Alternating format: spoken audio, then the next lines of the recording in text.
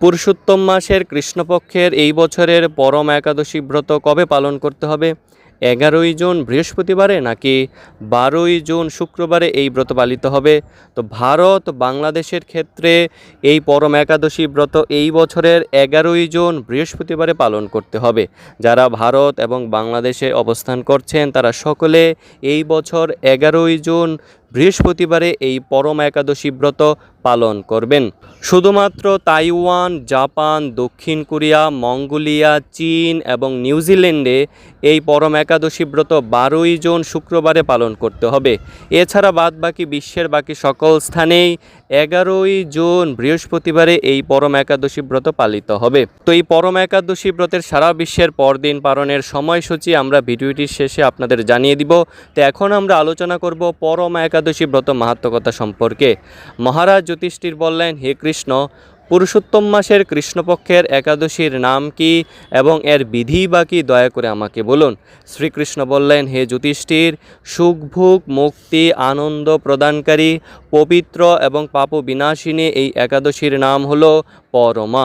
পূর্বে বর্ণিত একাদশীর বিধি অনুসারেই এই একাদশী ব্রত পালন করা কর্তব্য। এখন এই একাদশী ব্রত বিষয়ে এক মনোরম কাহিনী তোমাকে বলবো। কাম্পিল্য নগরে মুনি ঋষিদের কাছে আমি তা শুনেছিলাম। কাম্পিল্য নগরে সুমেধা নামে এক ব্রাহ্মণ বাস করতেন। তার স্ত্রীর নাম ছিল পবিত্রা। তিনি অত্যন্তই পতিব্রতা ছিলেন, কিন্তু পূর্ব কর্মফলে এই ব্রাহ্মণ ধনহীন হয়ে পড়েন।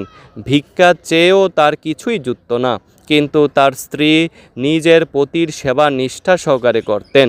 গৃহে অতিথি সেবার জন্য প্রয়োজনে অনাহারে থাকতেন। স্বামীকে কখনো বলতেন না যে গৃহে অন্ন নেই। পত্নীর শারীরিক দুরবস্থার কথা চিন্তা করে ব্রাহ্মণ নিজের ভাগ্যকে দোষারোপ করতেন। একদিন পত্নী প্রিয়ংবদাকে বললেন, হে কান্তে, আমি ধনবান মানুষদের কাছেও ভিক্ষা চেয়ে পাই না। বলো, এখন আমি কি করতে পারি? ধন সংগ্রহের জন্য আমি অন্য কোথাও যেতে চাই, তুমি আমাকে অনুমতি দাও। ব্রাহ্মণ পত্নী তখন তাকে বললেন, হে বিদ্বান, এই জগতে মানুষ তার পূর্ব সঞ্চিত ফল ভোগ করে। পূর্বজন্মের কোনো ফল না থাকলে স্বর্ণ পর্বতে গেলেও কিছু পাওয়া যাবে না। হে স্বামী, পূর্বজন্মে আমি অথবা আপনি কেউই ধন সম্পদ ইত্যাদি কোনো কিছুই সৎপাত্রে দান করিনি, তাই আমাদের ভাগ্যে যা আছে তা এখানে থেকেই লাভ হবে। আপনাকে ছাড়া আমি এক মুহূর্ত থাকতে পারবো না, কেননা পতিহীনাকে দুর্ভাগা বলে সবাই তখন নিন্দা করবে। অতএব এখানে যা ধন লাভ হয় তা দিয়ে দিন যাপন করুন। ওই বিচক্ষণ ব্রাহ্মণ পত্নীর কথা শুনে ওই নগরী রইলেন। একদিন মুনিশ্রেষ্ঠ কৌণ্ডিন্য সেখানে এলেন। তাকে দেখে সুমেধা খুব খুশি হলেন। ব্রাহ্মণ সস্ত্রীক মুনিকে প্রণাম জানালেন, সুন্দর আসন দিয়ে তার পূজা করলেন। ওই দম্পতি আনন্দ সহকারে মুনিকে ভোজন করালেন। এরপর ব্রাহ্মণ পত্নী জিজ্ঞাসা করলেন, হে মুনিবর, কীভাবে দারিদ্রতা নাশ হয়? বিনা দানে কিভাবে ধন, বিদ্যা, স্ত্রী লাভ হয়? আমার স্বামী আমাকে এখানে রেখে ভিক্ষার জন্য দূর দেশে যেতে চান, কিন্তু আমি তাকে যেতে নিষেধ করেছি। এখন আমাদের ভাগ্যবশে এখানে আপনার শুভাগমন হয়েছে। আপনার কৃপায় আমাদের দারিদ্রতা অবশ্যই নাশ হবে। দারিদ্রতা বিনষ্ট হয় এমন কোনো ব্রত বা তপস্যার কথা আপনি কৃপা করে আমাদের বলুন। তো এই কথা শুনে মুনিবর বললেন, হে সাধ্বী, পুরুষোত্তম মাসের কৃষ্ণপক্ষে পরমা নামে সর্বশ্রেষ্ঠ এক একাদশী ব্রত আছে। এই তিথি ভগবানের অতীব প্রিয়তমা। এই একাদশী ব্রত পালনে মানুষ অন্ন, ধন সম্পদ আদি সবই লাভ করে থাকে। এই সুন্দর ব্রত ধনপতি কুবের প্রথম করেছিলেন। রাজা হরিশ্চন্দ্র এই একাদশী ব্রত পালনে স্ত্রী, পুত্র ও রাজ্য ফিরে পেয়েছিলেন। হে বিশালাক্ষী, এই জন্য তোমরাও এই একাদশী ব্রত পালন করো। হে পাণ্ডব, কৌণ্ডিন্য মুনির উপদেশে পতি পত্নী উভয়ে একসঙ্গে বিধিমতো পুরুষোত্তম মাসের পরম একাদশী ব্রত পালন করলেন। ব্রত সমাপনের পর রাজভবন থেকে এক রাজকুমার তাদের কাছে এলেন। ব্রহ্মার প্রেরণায় তিনি বহু ধন সম্পদ, নতুন গৃহ ও গাভী এই দম্পতিকে দান করলেন। এই দানের ফলে মৃত্যুর পর সেই রাজা বিষ্ণুলোকে প্রাপ্ত হয়েছিলেন। এইভাবে পরম একাদশী ব্রতের প্রভাবে ব্রাহ্মণ দম্পতির সকল দুঃখের অবসান হলো। যে মানুষ এই একাদশী ব্রত পালন না করেন তিনি 84 লক্ষ যোনিতে ভ্রমণ করেও কখনো কখনো সুখী হয় না। বহু পুণ্যকর্মের ফলে দুর্লভ মানব জন্ম লাভ হয়। তাই মানব জীবনে এই একাদশী ব্রত পালন করা অবশ্যই কর্তব্য। এই একাদশীর মাহাত্ম্য শুনে মহারাজ যুধিষ্ঠির তার আত্মীয়বর্গের সঙ্গে এই একাদশী ব্রত পালন করেছিলেন। তো হরে কৃষ্ণ। তো এই হচ্ছে পুরুষোত্তম মাসের কৃষ্ণপক্ষের সেই পরমা একাদশী ব্রত মাহাত্ম্য কথা।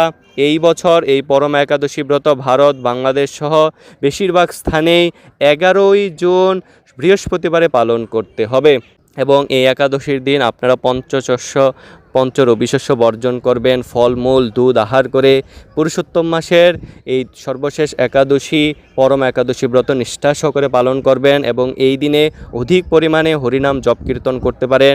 তো একাদশী তিথিতে নর্মালি 25 মালা হরিনাম জপ করা উচিত। আপনাদের যদি সম্ভব হয় সেক্ষেত্রে 25 মালা হরিনাম জপ করতে পারেন, আর অন্যথায় 16 মালা, অন্ততপক্ষে 16 মালা হরিনাম জপ করবেন এই একাদশী তিথিতে।